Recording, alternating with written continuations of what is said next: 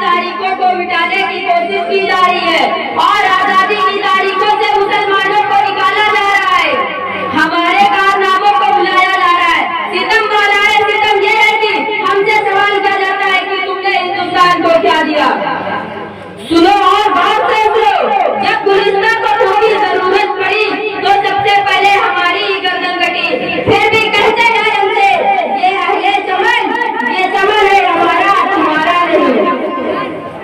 मोहतरम सामईन, हिंदुस्तान को आजादी से मुसलमानों ने सरफराज किया है कि मुसलमानों की कुर्बानियों का सिला है। आज हमारा मुल्क आजाद है, इस देश के चप्पे चप्पे और कोने कोने पर हमारा हाथ है, इस मुल्क के जगह जगह पर हमारा हाथ है। इस धरती की आजादी के लिए लड़ाइयाँ लड़ी है, कुर्बानियाँ दी है और हमी ने इसको आबाद किया, संवारा है। बस इसी चंद बातों पर मैं अपनी बात खत्म करता हूँ। वमा लैना इल्लल बलाग। अस्सलाम वालेकुम व रहमतुल्लाहि व बरकातुहू।